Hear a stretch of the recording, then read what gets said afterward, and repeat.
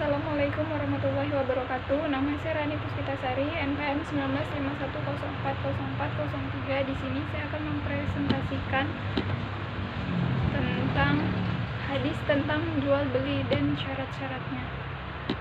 A. Hadis tentang etika jual beli.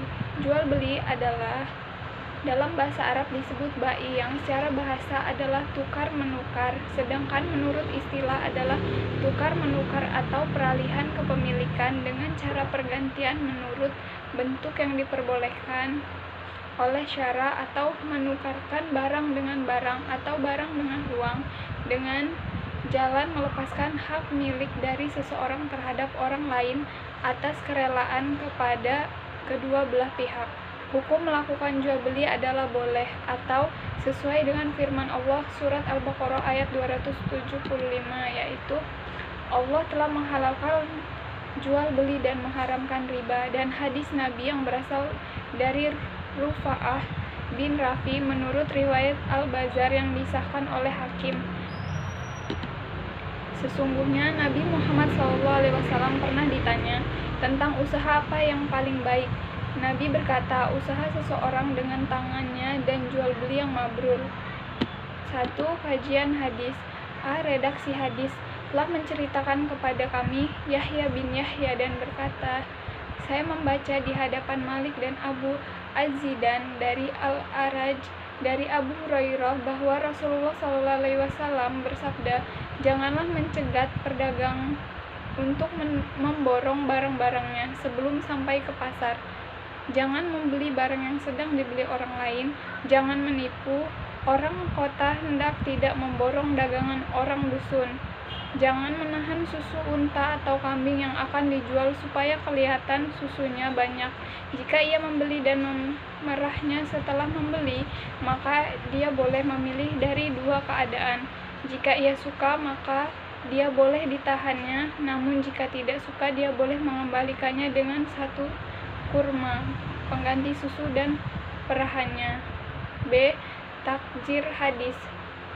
Redaksi hadis tentang hanya terdapat pada Sahih Muslim dalam bab tahrim bai, al-rujal, al-bai, akhirin dengan nomor hadis 1515, sedangkan dengan redaksi yang berbeda dapat kita temukan dalam Sunan Abu Daud bab man istiara dengan nomor hadis 3443, juga dalam Sahih Bukhari bab al-nahyu lil bai.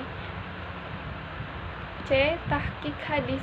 Kualitas hadis tersebut sahih berarti bisa dijadikan sebagai patokan hukum. Kesahihan hadis tersebut selain tampak didukung oleh dua imam besar yakni Bukhari dan Muslim, juga ditegaskan oleh kritikus hadis ke-6 seperti Su'aib al-Ma'ud, Adil Mursil dan lain-lain. 2. Mufradat dan penjelasannya. Secara umum hadis di atas menjelaskan tentang etika jual beli. Lebih sederhana bisa dijelaskan sebagai berikut. Artinya, janganlah jual beli setelah pembeli datang menyongsong sebelum ia sampai di pasar dan mengetahui harga pasar. Jangan menjual di atas penjualan orang lain. Umpamanya seorang berkata, kembalikan saja barang itu kepada penjual. Nanti barangku saja kau beli dengan harga yang lebih murah dari itu. Maksudnya adalah janganlah seseorang menambah atau melebihi harga temannya dengan maksud memancing-mancing orang agar orang itu mau membeli barang kawannya. Maksudnya adalah jangan menemui orang-orang desa sebelum mereka masuk ke pasar untuk membeli benda-bendanya dengan harga semurah-murahnya sebelum mereka tahu harga pasar, kemudian ia menjualnya dengan harga setinggi-tingginya. Perbuatan ini sering terjadi di pasar-pasar yang berlokasi di daerah perbatasan antar kota dan kampung. Tapi apabila mereka sudah tahu barang harga pasaran jual beli jenis ini tidak masalah. Tahsyirah berarti menampung, maksudnya menampung susu di empang kambing atau sapi dengan tidak memerahnya dalam waktu tertentu sehingga calon pembeli menyangkanya bersusu deras. Hewan yang diperlakukan demikian disebut dengan musharoh. Ini juga terlarang sebagaimana dijelaskan dalam hadis di atas. Bentuk-bentuk jual beli. 1. Jual beli talqi rukban adalah jual beli setelah pembeli datang menyongsong penjual sebelum ia sampai di pasar dan mengetahui harga pasar. 2. Jual beli orang kota dengan orang desa adalah orang kota yang sudah tahu harga pasar menjual barangnya pada orang desa yang baru datang dan belum mengetahui harga pasar. 3. Jual beli muhsaroh adalah nama hewan ternak yang diikat puting susunya sehingga kelihatan susunya banyak. Hal ini dilakukan agar harganya lebih tinggi. 4. Jual beli najas.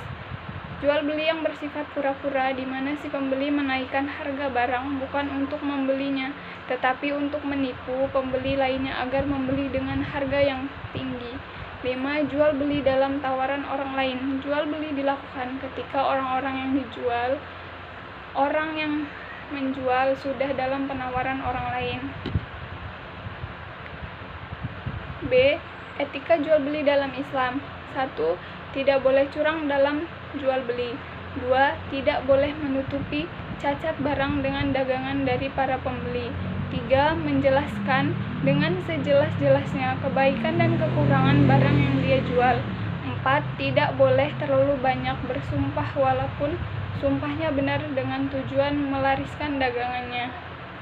Karena terlalu sering menyebut nama Allah pada jual beli atau pada hal-hal sepele menunjukkan kurangnya pengagungan dia kepada Allah.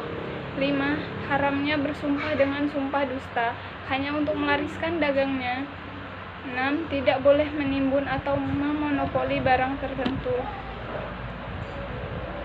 7. Penjual dan pembeli diperbolehkan menentukan pilihan selama mereka belum berpisah. 8. Bersikap lemah lembut dan pemaaf dalam berjual beli. 9. Tidak banyak dalam mengambil untung walaupun dalam mengambil untung tidak ditentukan batasnya. Syarat-syarat etika jual beli yaitu 1. Kesepakatan bersama. 2. Penggunaan akal sehat. 3. Barang yang diperjualbelikan harus dimiliki penjual. 4. Pihak penjual harus bisa menyerahkan pada pembeli. 5. Harga barang harus diketahui. 6. Barangnya harus diketahui. Demikian presentasi dari saya akhiri. Wassalamualaikum warahmatullahi wabarakatuh.